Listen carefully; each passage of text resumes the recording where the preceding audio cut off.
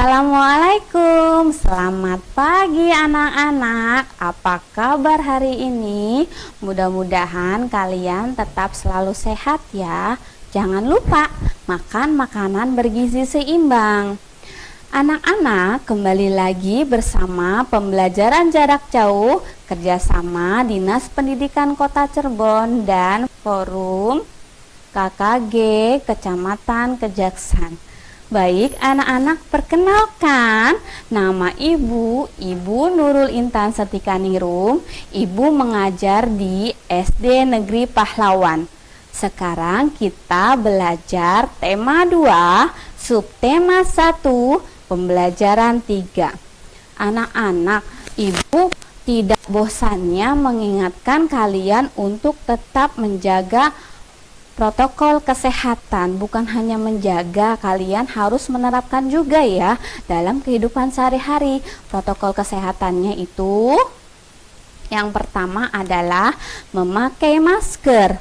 Memakai masker bukan hanya orang dewasa ya, anak-anak juga harus memakai masker ketika kalian keluar rumah. Yang kedua adalah mencuci tangan. Mencuci tangannya menggunakan sabun dan dengan air yang mengalir ya. Yang ketiga yaitu menjaga jarak. Ketika kalian berbicara atau ngobrol dengan teman kalian, jaga jarak ya. Jangan terlalu dekat, minimal jaraknya adalah 1-2 meter. Yang keempat adalah menghindari kerumunan. Misalkan ada rame-rame nih di rumah kalian, kalian jangan deketin ya, hindari kerumunan yang banyak orang itu, kalian hindari. Sudah, kalian stay at home aja, di rumah aja. Kemudian yang kelima mengurangi mobilitas. Mengurangi mobilitas itu kalian harus mengurangi bepergian dari keluar rumah, jalan-jalan ke mall, kurangi ya. Yang penting kalian sehat aja di rumah, belajar, kemudian aktivitas fisik, olahraga, membantu orang tua di rumah saja ya.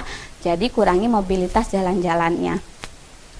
Baik anak-anak, selain kita mengetahui prokes, kita juga harus menerapkan dalam kehidupan sehari-hari ya.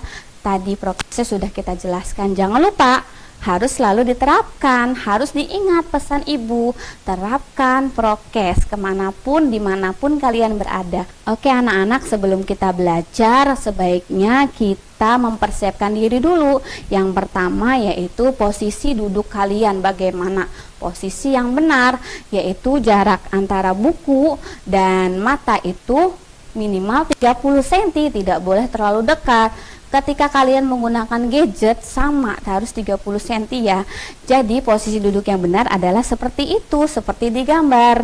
Kemudian selain posisi duduk yang benar, kalian juga menyiapkan buku ya anak-anak kelas 2. Kenapa menyiapkan buku? Untuk menulis. Kemudian jangan lupa alat tulisnya, penghapus dan pensil. Setelah itu kalian juga harus membawa buku tema. Ketika kalian belajar di rumah, buku temanya selalu dibuka ya, selalu di samping kalian ketika belajar. Kemudian jangan lupa sebelum belajar kita berdoa. Anak-anak, yuk kita posisikan sikap berdoa, tangannya mengadah ke atas. Yuk kita berdoa bersama-sama. Kalian perhatikan ya video berikut.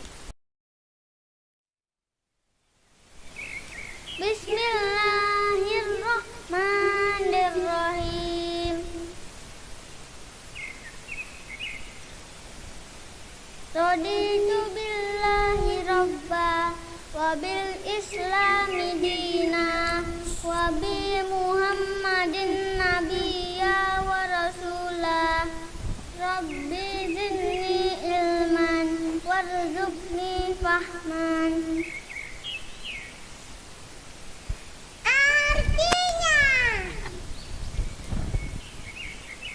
kami ridho Allah sebagai Tuhanku, Islam sebagai agamaku, dan Nabi Muhammad sebagai Nabi dan Rasul. Ya Allah, tambahkanlah kepadaku ilmu dan berikanlah aku pengertian yang baik. Nah, kalian sudah berdoa sebelum belajar. Setelah itu kita harus tahu tujuan pembelajaran kali ini apa ya. Simak baik-baik tujuan pembelajaran kali ini.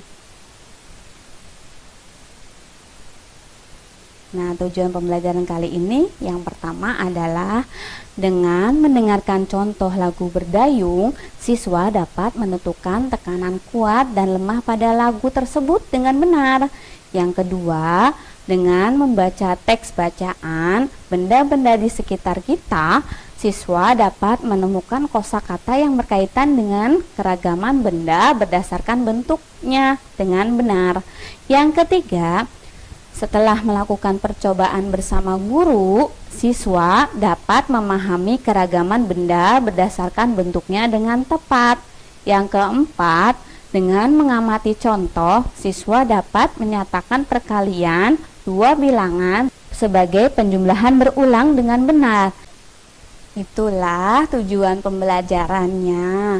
Nah, anak-anak, biar kalian semangat, yuk kita bernyanyi bersama. Keluarkan suaranya ya. Kemudian kalian boleh sambil berdiri atau boleh ajak adik atau orang tua kalian untuk bernyanyi bersama. Dengarkan lagu ini baik-baik ya.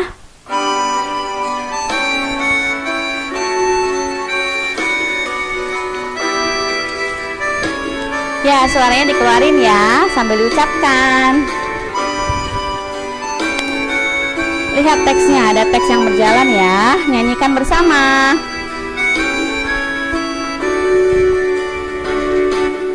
Lajulah perahuku, laju, meluncur di air biru. Lajulah perahuku, laju ke tempat yang aku tuju. Jangan hirau angin datang, biarkan bertiup kencang. Lajulah perahuku, laju ke tempat yang aku tuju. Sekali lagi. Semangat ya, suaranya keluarin dong.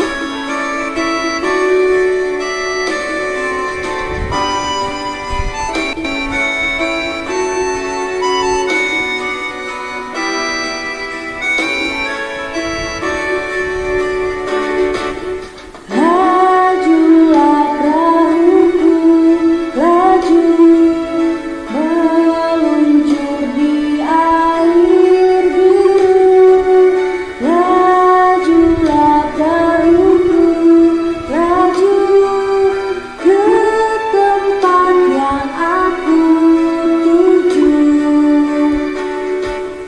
Jangan hirau angin datang, biarkan bertiup kencang. Lajulah perahuku, laju ke tempat yang aku tuju.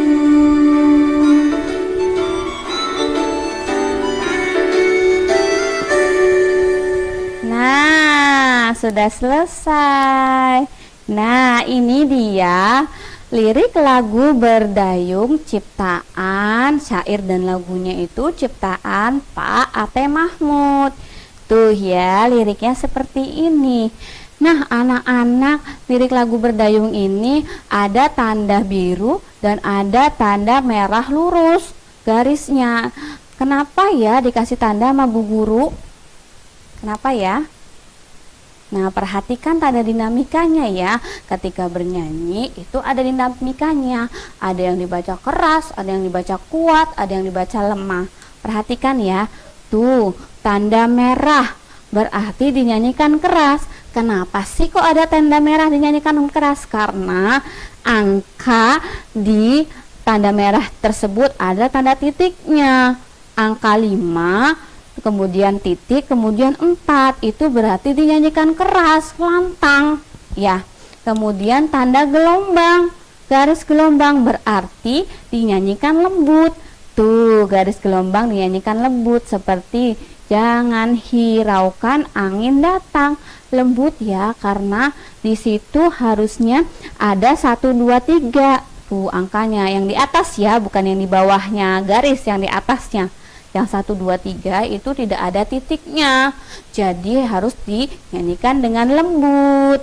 Nah, baris yang tidak bertanda berarti dinyanyikan biasa. Nah, anak-anak, sekarang ibu mau bercerita. Cerita apa ya? Nih ceritanya, dengarkan ya. Kalian baca di gambarnya.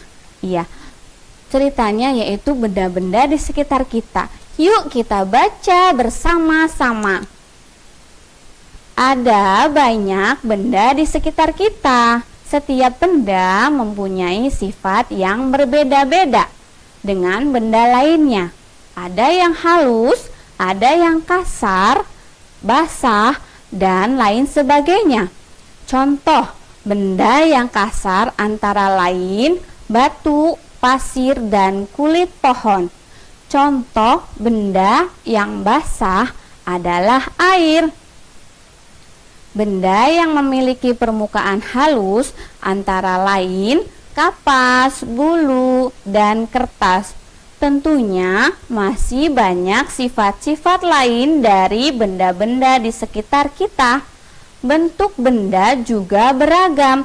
Ada yang bentuknya tetap, ada juga yang berubah. Bentuk pensil dan kertas akan selalu tetap, walaupun telah dipindahkan ke tempat yang berbeda. Sedangkan air di dalam gelas, jika dipindahkan ke botol, bentuknya akan berubah menyerupai botol. Nah, sudah dibaca bersama-sama.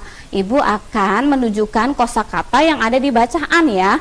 Sekarang ibu ingin mengajak kalian untuk menyusun huruf-huruf yang diacak. Nah, lihat ya. Nih, perintahnya adalah susunlah huruf-huruf berikut hingga membentuk sebuah kata yang dimaksud. Nih, tuh ya, petunjuknya adalah tidak berubah keadaannya atau bentuknya. Ada huruf apa aja yang tersedia di situ ya? Ada huruf E, huruf yang kedua huruf P, yang ketiga huruf A, yang keempat huruf T, yang kelima juga huruf T. Apa ya kata yang sesuai dengan petunjuk itu? Petunjuknya adalah tidak berubah keadaan atau bentuknya. Huruf pertama apa ya? Kita susun huruf yang di atas menjadi kata yang tepat. Apa ya hurufnya? Tidak berubah. Ibu kasih petunjuk deh huruf pertama. Oh, huruf pertamanya adalah T. Kemudian huruf keduanya apa ya? Ibu kasih tahu lagi. E, huruf keduanya E. Jadi yang tidak berubah keadaan dan bentuknya apa ya katanya? Coba tebak. T, yang ketiga huruf apa? T lagi. Jadi T E T A T. Kemudian yang terakhir apa ya yang belum dimasukkan? Huruf T. Betul. Jadi katanya adalah tetap. Tidak berubah keadaan atau bentuknya disebut tetap. Yang nomor 2, petunjuknya adalah kesat atau tidak halus. Ada huruf-huruf yang tersedia acak adalah huruf yang pertama huruf S, yang kedua huruf R, yang ketiga huruf A, yang keempat huruf A juga, yang kelima huruf K. Kata apa ya? Kira-kira huruf pertamanya apa nih? Kesat atau tidak halus?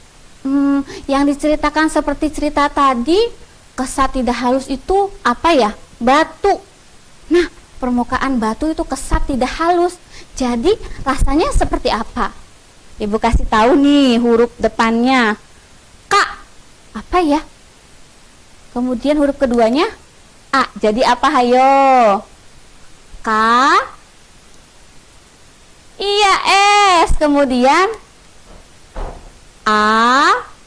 Terus apa dibacanya? K. Apalagi yang belum dimasukin?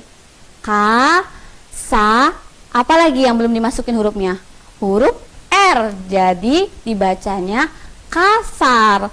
Kasar itu artinya kesat atau tidak halus, seperti batu yang tadi dibaca di bacaan tadi, benda yang ada di sekitar kita. Selanjutnya yuk kita melakukan percobaan sederhana. Percobaan sederhana sifat-sifat benda. Nih alat dan bahannya kalian sediakan di rumah ya.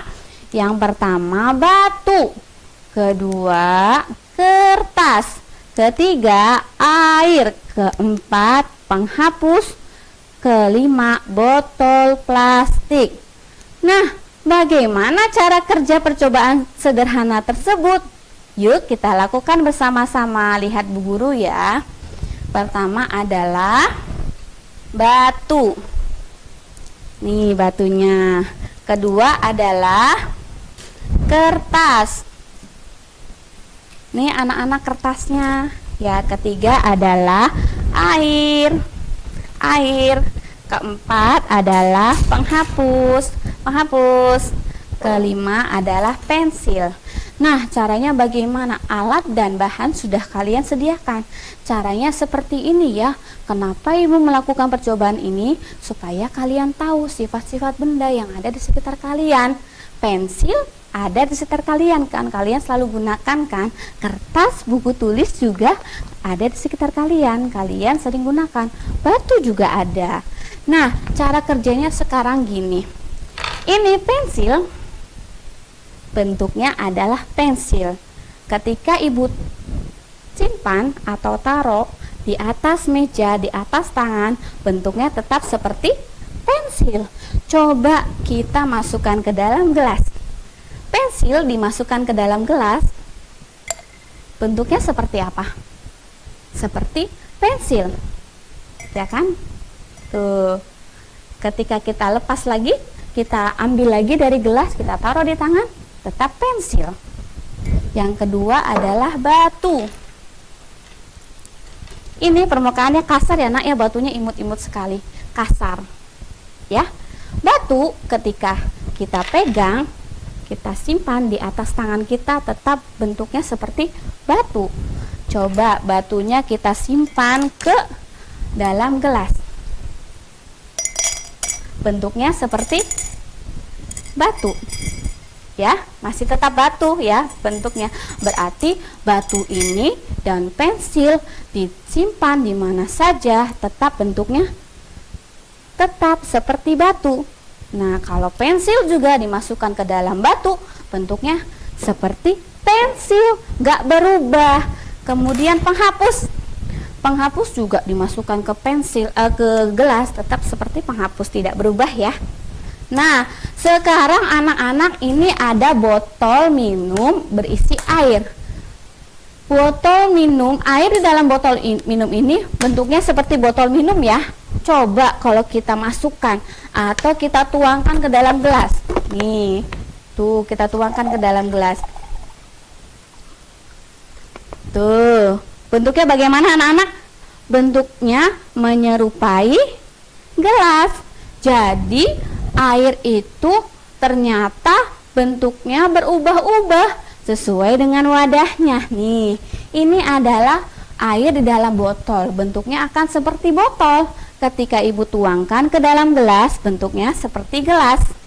Ya, jadi air itu berubah-ubah sesuai dengan wadahnya. Nih, ya itu percobaan sederhana dari Ibu. Sekarang kita tarik kesimpulan dari percobaan tadi. Lihat ya. Nih kesimpulannya. Apa ya yang kalian tahu dari percobaan tadi? Kesimpulannya apa? Yang pertama, wah, batu, kertas. Ya, kita coba tadi kertas. Kembali lagi ke lihat ibu. Coba lihat ibu, kembali lagi. Lihat ibu, kertas kita gulung. Masukkan ke dalam toples. Nih, belum ya kertas ya ternyata. Tuh. Bentuknya seperti kertas ya, meskipun gulung tidak berubah seperti ini kan? Iya. Ketika kemudian penghapus dimasukkan ke dalam toples, bentuknya seperti penghapus kan? Iya, karena batu, lihat bacaan ini ya, batu, kertas, dan penghapus dimasukkan ke dalam botol, bentuknya akan tetap seperti batu, kertas, dan penghapus lagi. Jadi batu dan kertas dan penghapus merupakan benda padat. Kenapa disebut benda padat? Karena bentuk batu diletakkan dimanapun tidak akan berubah. Bentuknya tetap seperti batu. Kemudian air. Tadi air, ibu punya air di dalam botol. Bentuknya seperti botol. Nah, kemudian ibu tuangkan ke dalam gelas. Bentuknya seperti gelas, berarti air ini dimasukkan ke dalam botol dan ke dalam gelas, bentuknya akan berubah-ubah menyerupai wadahnya, menyerupai gelas, botol. Jadi air merupakan benda cair karena bentuknya akan selalu berubah seperti wadahnya. Nah, selanjutnya kita akan menghitung batu yang ada di kotak di gambar itu. Kalian lihat ya, satu kotak nih, lihat ada kotak nih. Ya, ibu tadi mainan batu ya, kalian juga pasti ada batu di rumah. Nih, tuh, satu kotak terdapat berapa batu? Ada 4. Tapi ibu kotaknya ada banyak nih. Tuh, kotak kedua ada 4 batu. Kotak ketiga berisi 4 batu juga. Satu kotak 4 batu, kotaknya ada 3. Mari kita hitung penjumlahan ini dimasukkan ke dalam perkalian. Tuh, satu kotak 4 ditambah satu kotak, kotak yang kedua 4 ditambah lagi kotak yang ketiga 4 juga. Kemudian, nah, jangan hasilnya dulu ya, kita tulis dulu jumlah batu yang ada di dalam kotak 4 semua ya. Nah, bagaimana bentuk perkaliannya? Bentuk perkaliannya adalah 3 kali 4 sama dengan 12. Kenapa sih Bu kok 3 kali 4? Kenapa ya bisa kayak gitu? Karena penjelasannya seperti ini. Kotak yang terdapat batu ada 3. Jadi jumlah kotak yang di dalamnya ada batu itu ada 3 kotak. Setiap kotak berisi 4 batu. Sehingga bisa ditarik kesimpulan 3 kotak tersedia dikali 4 jumlah batu dalam kotak. Nah, jumlah keseluruhannya 12. Kenapa 12? Karena kita jumlah semua batu yang ada di semua kotak itu ada 12. Nah, kita latihan soal berikutnya. Tuh, ada berapa kotak nih? Ada 4 kotak. 1, 2, 3, 4. Kemudian setiap kotak berisi 3 batu. Tuh, benar tidak 3 batu setiap kotak? Betul, coba kita lihat. Kotak pertama berisi 3 batu. Jangan lupa kita tuliskan penjumlahan supaya kita bisa jumlahkan semuanya dan dimasukkan ke dalam perkalian. Kita rubah bentuk penjumlahan ke dalam perkalian nanti ketika sudah selesai penjumlahan ini ya. Nih, kotak kedua isi 3 batu, kotak ketiga isi 3 batu, kotak keempat juga isi 3 batu. Ini bentuk penjumlahannya. Bagaimana bentuk perkaliannya? Ayo. Tadi sudah disebutkan sebelumnya. Ayo, berapa? Yang pertama kita tulis adalah jumlah kotaknya dulu. Berapa jumlah kotaknya? Ada 4. Ada 4 kotak ya. Ada 4 gambar kotak. Nah, di dalamnya setiap kotak berisi berapa batu? 3. Pinter, ada 3 batu. Jadi terdapat 4 kotak dan di dalamnya ada 3 batu. Perkaliannya adalah 4 kali 3. Nah, 4 kali 3 berapa ya? Kita jumlahkan. 3 tambah 3 sama dengan 6. Lanjut lagi. Tambah 3 sama dengan 9. Lanjut lagi. Tambah 3 sama dengan 12. Iya, pinter. Kita latihan lagi biar kalian lebih menguasai dan lebih bisa mengerjakan penjumlahan dirubah ke dalam perkalian. Nih, ada gambar 3 pensil. Setiap gambar memiliki di dalamnya 2 pensil. Tuh, gambar pertama isinya ada 2 pensil. Gambar kedua isinya ada 2 pensil. Gambar ketiga isinya ada 2 pensil. Nah, bagaimana ya Bu Guru bentuk perkaliannya? Jangan lupa ya kita tulis dua-duanya itu dengan penjumlahan 2 ditambah 2 tambah 2 tambah 2. Kenapa dengan penjumlahan? Karena supaya kita bisa menjumlahkan jumlah pensil yang ada di gambar. Bentuk perkaliannya apa ya? Nih, perkalian yang harus ini caranya itu adalah jumlah gambar dulu yang kita lihat. Jumlah gambarnya ada berapa ya? Jumlah gambar tuh yang pink-pink tuh wadah pensil ya, seperti kertas gitu. Yang pink-pink itu di belakangnya itu tempat pensil, tempat kertas ya, bukan tempat pensil ya. Kertas di dalamnya ada pensil. Kira-kira ada berapa gambar? Ada 3 wadah pensil. Nah, benar tidak 3? Iya, betul. Gambarnya ada 3, tapi setiap gambar ada di dalamnya itu ada 2 pensil. Jadi 3 dikali 2.